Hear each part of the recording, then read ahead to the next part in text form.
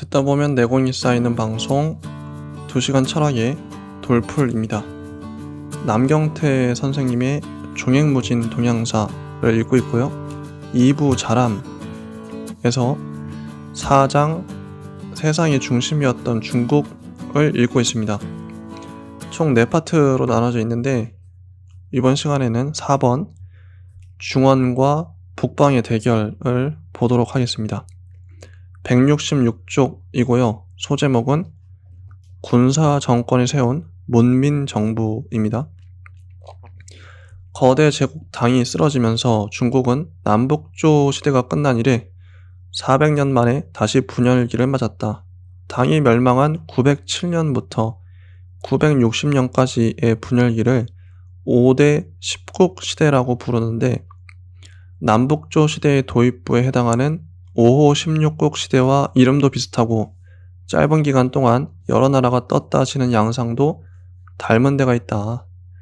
5대는 후량, 후당, 후진, 후한, 후주로 이어지는 북방 이민족들의 5개의 중원 왕조이며 10국은 전촉, 후촉, 형남, 초, 오, 남당, 오월, 민, 남한, 북한 등 주로 당 말기의 절도사들이 세운 10개 지방 왕조를 가리킨다.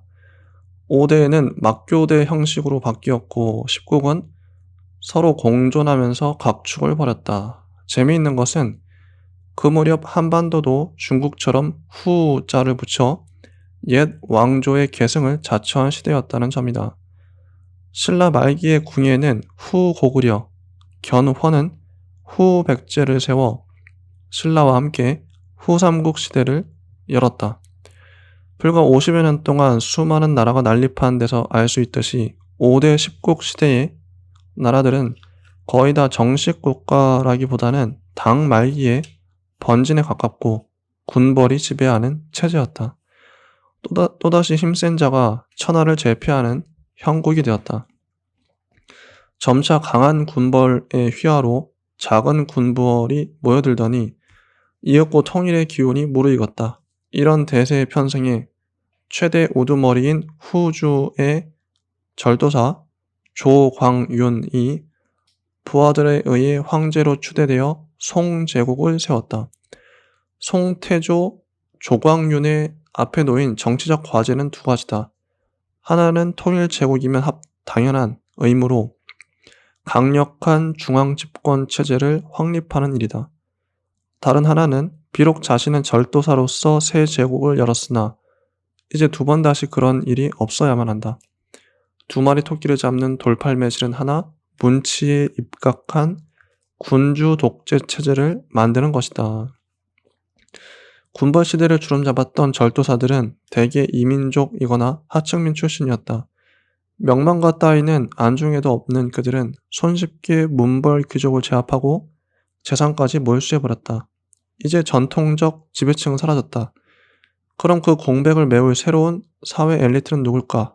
그것은 바로 사대부 세력이다. 원래 사대부란 봉건제의 주나라 시절 공, 경 아래의 지위인 대부와 사에서 나온 말이었지만 후대에 오면서 의미가 달라졌다.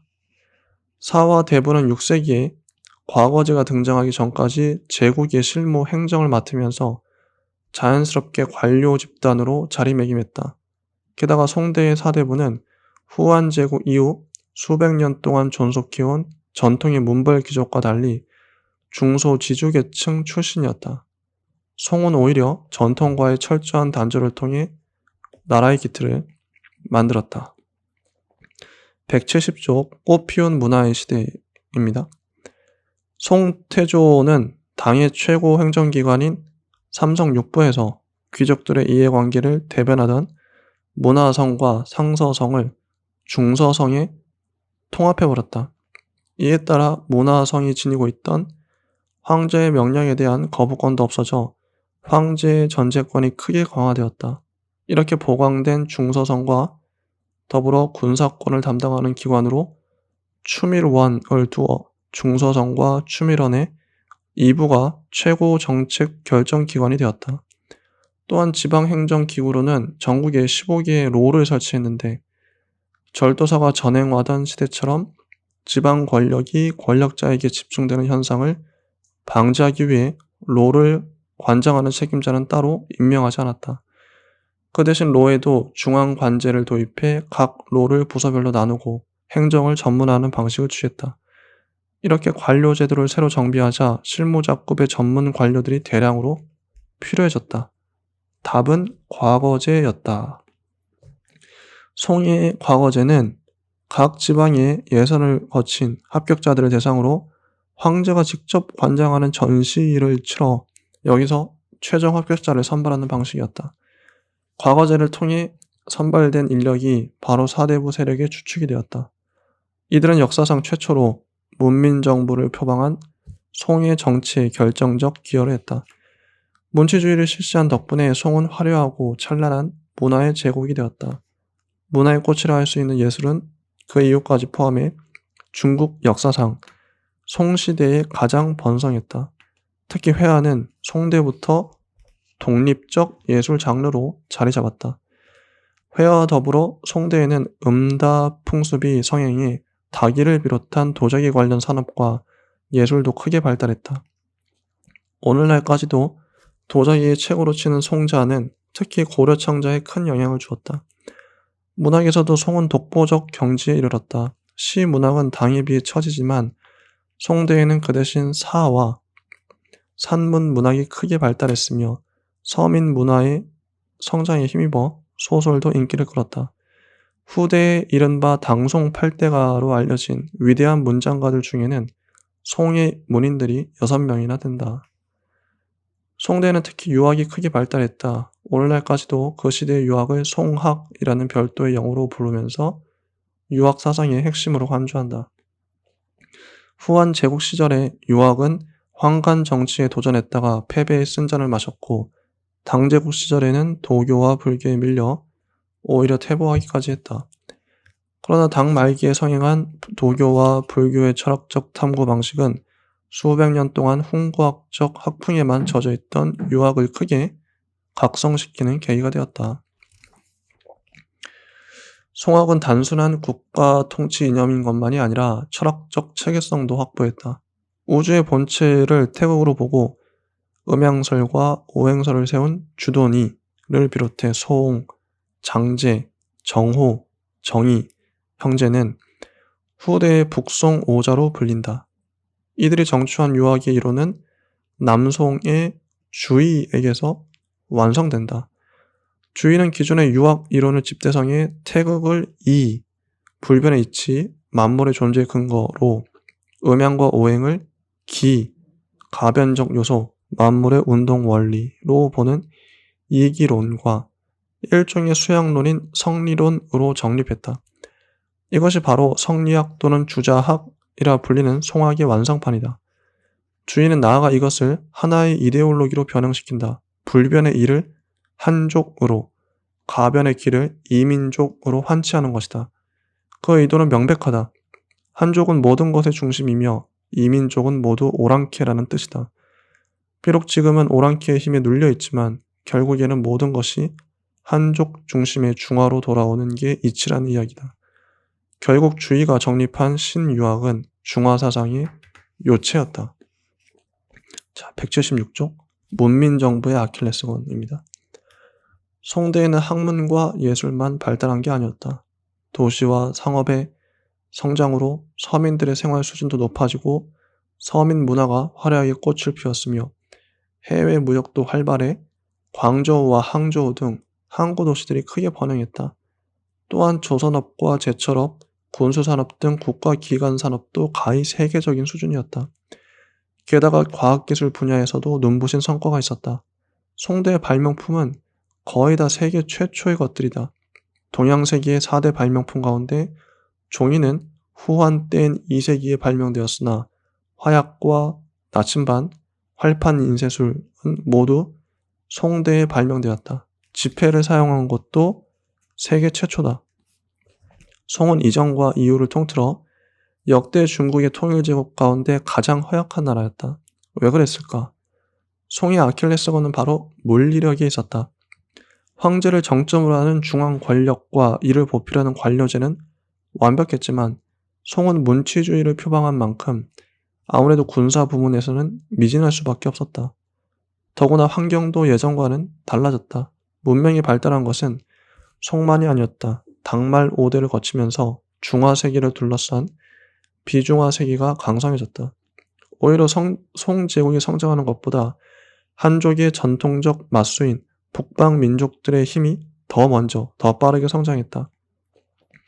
송이 건국될 당시 북방 민족의 판도는 거란족이 세운 중원 북쪽의 요와, 티베트 계통의 탕구투족이 세운 서북쪽의 서하로 양분된 상태였다. 아직 신생국인 송의 입장에서 북방의 동향은 잠재적 위기 상황이었다. 그저 대외적으로 안정을 중시할 수밖에 없었던 태조는 요와 무역을 계속하면서 평화 관계를 유지하려 했다. 그러나 그의 아우로 제위를 물려받은 태종은 같은 정세를 다르게 판단했다. 애초에 의도가 달랐을 수도 있다. 그는 형의 뜻을 거슬러 조카의 제위를 찬탈하다시피 했고 황제가 된 뒤 조카를 사실상 살해했으므로 권력의 정통성에 문제가 있었다. 어쨌든 태종은 미수복지, 연운, 16주가 못내 아까웠다. 그래서 979년과 986년에 그런 두 차례에 걸쳐 대군을 이끌고 요에 도전했으나 결과는 1패도지였다. 힘으로는 안 되겠다 싶었던 송은 이후 국경을 폐쇄하고 통상을 단절하는 노선으로 바꾸었는데 이게 또 문제였다. 요는 송의 경제 보복 조치에 군사 보복 조치로 대응했던 것이다. 1004년 요의 군대가 파죽지세로 송의 수도 카이펑 부근까지 쳐들어오자 송은 실지 회복은커녕 수도 사수에 사력을 다해야 했다. 치열한 공방전을 펼이던 양측은 마침내 화의를 도모하기로 하고 전연의 맹약을 맺었다. 그 조약의 결과로 송은 요의 상국, 즉 형님 나라라는 명분을 얻었다. 그러나 조약에서 송이 얻은 것은 그게 다였다. 송은 아우 요에게 매년 은 10만 양과 비단 20만 피를 주기로 했다. 또 형은 잃어버린 땅 연운 16주를 완전히 포기하고 현 상태의 국경을 유지하며 다시는 국경 부근에 군사시설을 설치할 마음을 먹지 말아야 했다. 말이 형님이지 송은 요에 매년 막대한 세패를 바치는 조공국가로 전락해버린 것이다. 굴욕도 굴욕이거니와 송은 이후 요가 요진족의 금에 망할 때까지 100년 이상이나 공물을 바쳤으니 그로 인한 재정적 피해도 막심했다. 첫 단추를 잘못 깬 송의 대외관계는 서하와의 접촉에서도 되풀이되었다. 전연의 맹약에서처럼 송은 상국의 명분을 얻은 대신 매년 은 5만 양과 비단 13만 필, 차 2만 근을 주고 무역을 재개하기로 했다. 이렇듯 명분을 확보하고 실리를 내주는 비정상적인 대외관계는 송의 비정상적인 체제에 기인하는 것이었다. 산업과 문화는 대단히 발달했으면서도 군사력은 뒤처지는 이상한 중화제국이었던 것이다. 자, 180쪽. 개혁의 실패는 당쟁을 부린다. 입니다.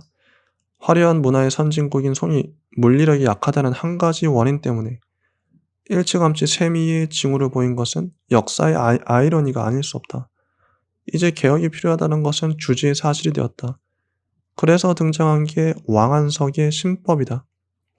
20살의 청년 황제 신종의 적극 지원으로 발탁된 왕안석은 일찍이 볼 수 없었던 공격적인 부국 강병책을 전개했다. 왕안석은 부국 측의 목적을 농민 생활의 안정, 생산력의 증가, 국가 재정난 타기로 삼고 이를 위해 청묘법, 시역법, 균수법, 모역법, 방전균세법을 시행했다. 청묘법은 봄에 농민에게 자금을 빌려주고 가을 수확기에 받는 것으로 고리대금업자가 농민을 수탈하는 것을 방지하려는 것이었다. 시역법과 균수법은 정부가 물가 조절에 적극적으로 대처하는 제도였으며 모역법은 농민에게 요역을 부담시키는 대신 돈으로 내도록 하는 제도였다. 방전균세법은 토지조사를 상시화함으로써 부호들이 은닉한 토지를 찾아내 과사하려는 방책이었다. 이러한 부국책과 아울러 왕한석은 강병책으로 보갑법과 보마법을 실시했다. 보갑법은 농민들을 직접 군사력으로 키우는 방책인데 당말 5대 직업군인 제도를 택하면서 무너진 병농일치제를 부활시키려는 의도에서 시행되었다. 또한 보마법은 농가의 말을 사육하도록 해서 유사시에 군마로 활용하려는 제도였다. 재원은 어차피 한정되어 있는데 그 운용을 달리하자는 것이었으니 누군가 이득을 보면 누군가는 손해를 볼 수밖에 없었다. 청묘법과 시역법은 송대의 크게 성장한 대상인 세력의 이해관계를 위협하는 것이었으며 방전균세법은 대지주의 이익을 노골적으로 침해하는 것이었다. 자연히 왕한석의 신법에 대해 전통 기득권층은 반발했다. 그래도 개혁의 취지 자체를 모조리 부인할 수 없었으므로 반발 세력은 개혁파, 신법당과 보수파, 구법당으로 나뉘었다. 신법당은 대체로 신법을 지지하면서 기층 민중의 성장을 부국강병의 요체라고 주장한 반면 구법당은 정치란 사대부들을 위한 것이지 서민들의 이익을 대변하는 것이 아니다 라는 주장으로 팽팽히 맞섰다. 송대의 당쟁이 특히 치열한 데는 원인이 있었다. 그것은 바로 과거제였다. 과거제는 전통적인 귀족 집단의 혈연 대신 학연이라는 새로운 연주를 만들어냈다. 과거를 통해 관료로 임명된 자는 자신을 길러준 스승보다 뽑아준 과거 시험의 감독관을 존경했고 함께 시험에 합격한 동기와 선후배 등과 부지런히 연고를 맺었다.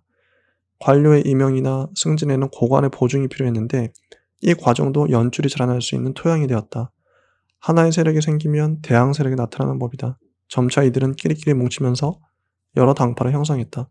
이런 상황에서 왕한성의 신법이 도입된 것이다. 신법으로 인해 더욱 격렬해진 송대의 당쟁은 마침내 송제국을 멸망으로 이끌게 된다. 왕한석의 부국강병책은 전혀 의외의 결과를 낳았던 것이다. 182쪽 새로운 남북조 시대입니다. 송제국이 당쟁으로 몸살을 앓고 있을 즈음 요에도 강적이 출현했다. 요가 한창 강성할 때 복속되었던 여진족이 힘을 얻기 시작한 것이다. 여진은 몽골계의 거란과 달리 만주에서 반농 반목 생활을 하던 민족이었다. 12세기 초반 요의 국세가 약해지는 틈을 타서 완안부의 족장 아골타는 여진 부족들을 통합해 1115년에 금을 세웠다. 100년이 넘도록 요의 세패를 바치고 있던 송은 금의 등장을 반겼다. 1125년 송은 금과의 협공으로 속적인 요를 멸할 수 있었지만 그 결과 더 힘센 강적과 단둘이 마주치게 되었다. 이미 송의 국세를 충분히 알게 된 금은 1127년 카이펑을 포위하고 휘종과 흠종의 두 황제와 황족, 후궁 등 무려 3천여 명의 황실 식구들을 포로로 잡아갔다. 이것을 정강의 변이라고 부르는데 이 사건으로 송제국은 일단 멸망한다. 송으로서는 금이 강남까지 정복할 여력이 없었다는 게 큰 행운이었다.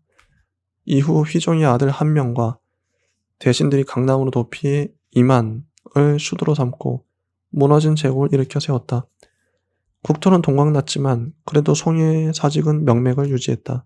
역사학자들은 이때부터를 강남의 송, 즉 남송이라 부르고 그 이전까지 있었던 원래의 송을 북송이라 부른다. 남송은 이후 두 차례에 걸쳐 실지를 회복하려는 싸움을 걸었으나 그때마다 대패하고 굴욕적인 화의 조약을 맺었다. 남송은 이후 북송시대와 얼추 비슷한 153년 동안 존속하면서 북송의 체제와 문화적 전통을 그대로 유지했다. 북송과 남송 전체에 걸쳐 한족 왕조는 이민족과의 싸움에서 거의 한 차례도 승리한 적이 없었다. 시대를 앞서간 문치주의 대가는 혹독했다. 네, 여기까지가 중국 역사였습니다. 다음 주에는 인도와 일본의 역사를 다뤄보도록 하겠습니다. 네. 감사합니다.